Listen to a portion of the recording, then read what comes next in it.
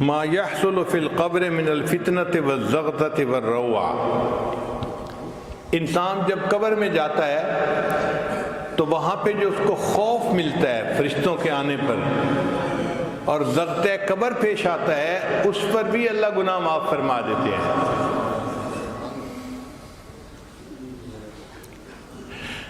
جب میت قبر میں جاتا ہے نا تو حدیث پاک میں آتا ہے کہ قبر اس کو دباتی ہے، اور یہ دبانا ہر کسی کو پیش آئے گا، یہ نیک کو بھی پیش آئے گا، بد کو بھی پیش آئے گا، ہر کسی کو پیش آئے گا۔ نبی علیہ السلام کے ایک صحابی تھے حضرت سعد رضی اللہ تعالیٰ عنہ، نبی علیہ السلام نے ان کا جنازہ پڑھایا اور جنازے کے پیچھے پنجوں کے بل چلنے لگے یوں۔ تو ایک صحابی نے پوچھا، اے اللہ کے نبی صلی اللہ علیہ وسلم آج آپ ایسے کیوں چل رہے ہیں؟ نبی علیہ السلام نے فرمایا، سعد کی نماز جنازہ میں اتنے فرشتے آسمان سے اتر آئے، مجھے پاؤں رکھنے کی جگہ نہیں مل رہی۔ اتنے فرشتے نماز جنازہ میں شرکت کے لیے آسمان سے آئے۔ اور پھر نبی علیہ السلام نے یہ بھی فرمایا کہ سعد کی وفات پر اللہ کا عرش بھی 3 دن تک روتا رہا۔ حدیث مبارکہ میں ہے جب مومن فوت ہوتا ہے نا، آسمان کے وہ دروازے روتے ہیں جہاں سے اس کے لیے رزق اتارا جاتا تھا، زمین کے وہ ٹکڑے روتے ہیں جہاں بیٹھ کر وہ اللہ کی عبادت کیا کرتا تھا۔ تو سعد لانو کی وفات پر نبی صاحب نے فرمایا کہ اللہ کا عرش بھی 3 دن تک روتا رہا۔ پھر نبی صاحب نے فرمایا کہ سعد کو بھی زغطہ قبر پیش آیا۔ جس کی نماز جنازہ اللہ کے محبوب ہم پڑھا رہے ہیں، اور جن کی نماز جنازہ میں اتنے فرشتے اتر رہے ہیں کہ پاؤں رکھنے کی جگہ نہیں مل رہی، اور جن کی وفات پر اللہ کا عرش بھی رو رہا ہے، ان کو بھی زغطہ قبر پیش آیا۔ اس کا مطلب یہ زغطہ قبر ہر بندے کو پیش آنا ہے، نیک ہو یا بد ہو۔ کیوں پیش آنا ہے اس کی وجہ بھی سن لیجئے۔ آپ ریسٹورنٹ پہ جاتے ہیں، بھئی مجھے چائے پلا دو، تو آپ کو 5 روپیہ اس کا بل دینا پڑتا ہے۔ پھر آپ کہتے ہیں نہیں اس کے ساتھ ذرا 2-4 کباب بھی لے آؤ، تو اب بل جو ہے وہ 100-200 روپے ہو جائے گا۔ آپ کہتے ہیں نہیں یار مجھے بھوک لگی ہے، کھانا کھانا ہے، اب ہزاروں میں بل چلا جائے گا۔ جتنا کھانا بڑھتا گیا اتنا ہی اس کی پرائس بڑھتی گئی۔ ہم دنیا میں جو جائز لذتیں لیتے ہیں نا، ان جائز لذتوں کی بھی قیمت ہے۔ اب ایک بندے نے عیش کی زندگی گزاری، امیر بندہ تھا، اور ایک بندے نے غربت کی زندگی گزاری۔ اب امیر بندے کو اس کا بل تو پے کرنا پڑے گا نا، تو کیسے کرے گا؟ زغطہ قبر کی وجہ سے پیش کرے گا۔ غریب آدمی کو کم پیش آئے گا اور امیر آدمی کو زیادہ پیش آئے گا۔ اس لیے ہمارے بزرگ جائز لذتوں سے بھی پرہیز کرتے تھے۔ ہم تو ناجائز لذتوں کے پیچھے بھاگتے پھرتے ہیں نا، وہ جائز لذتوں سے بھی جو ہے پرہیز کرتے تھے۔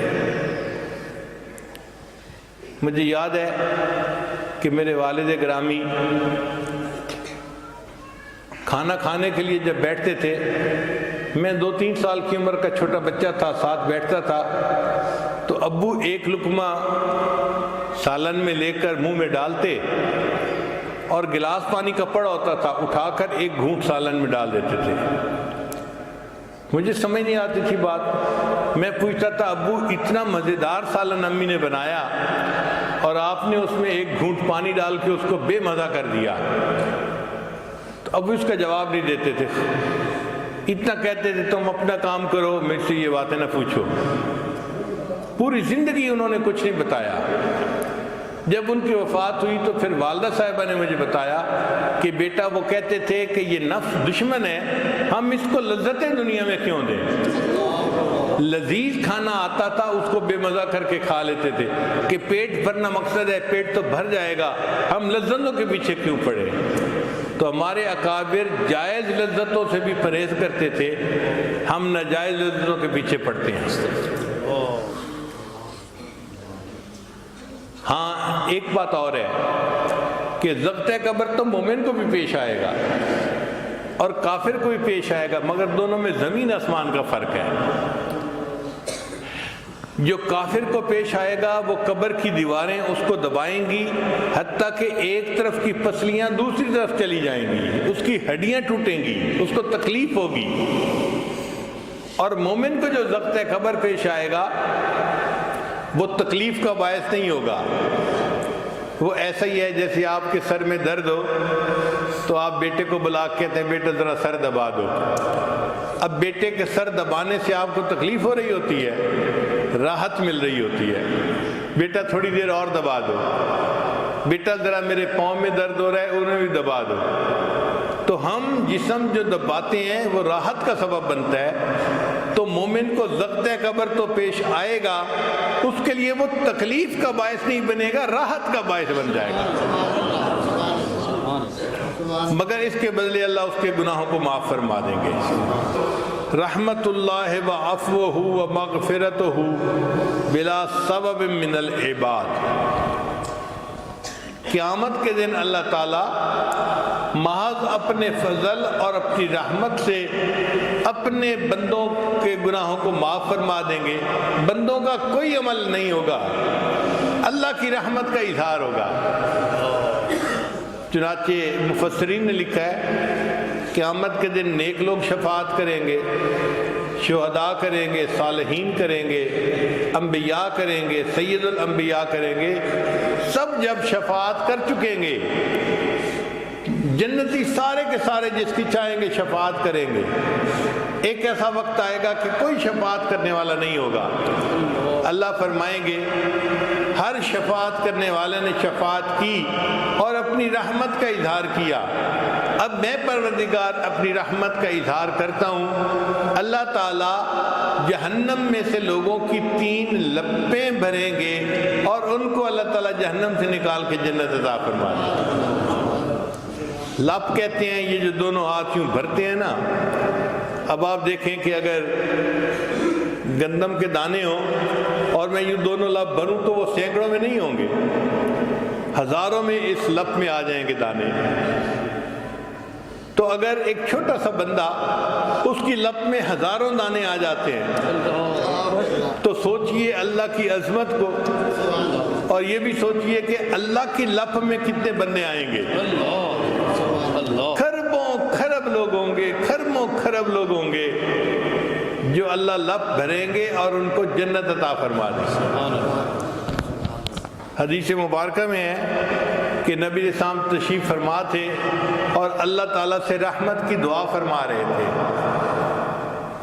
اور ابوبکر صدیق لانو نبی علیہ السلام کی خدمت میں گزارش کر رہے تھے، اے اللہ کے حبیب صاحب آپ رحمت کی دعا کیجئے تاکہ اللہ تعالیٰ آپ کی امت پر مزید رحمت فرما دے۔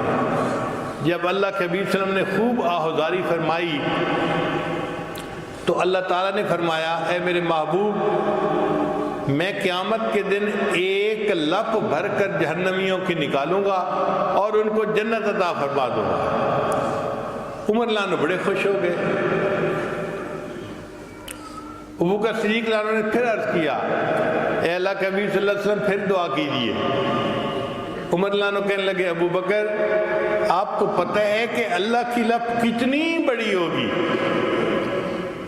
تو ابو صدیق نے جواب دیا عمر اگر اور بھی لوگوں کا فائدہ ہو جاتا ہے تو تمہارا نقصان کیا ہے؟ یہ رحمت کا وقت ہے، اللہ کی رحمت متوجہ ہے، محبوب صلی اللہ علیہ وسلم کو دعا کرنے دو۔ چنانچہ ابو بکر صدیق کے کہنے پہ نبی صاحب نے اور دعا مانگی، اللہ نے 2 لپیں بھر کر نکالنے کا وعدہ فرما دیا۔ پھر ابو بکر صدیق نے پھر عرض کیا اے اللہ کے وسلم اور دعا مانگیے۔ اللہ نے رحمت فرمائی، وعدہ فرمایا میرے محبوب میں 3 لپیں بھر کر لوگوں کی نکالوں گا اور ان کو جنت عطا کر دوں گا۔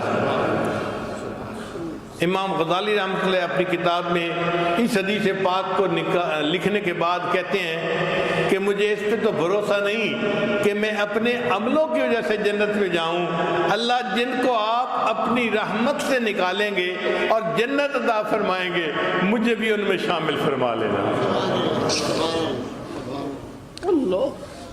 اللہ ہم پر رحمت فرمائے اور قیامت کے دن اللہ ہمیں فقط اپنی رحمت سے معاف فرمائے اور ہمیں جنت عطا فرمائے۔ وآخر دعوانا ان الحمد للہ رب العالمین۔ دعا سے پہلے ہم توبہ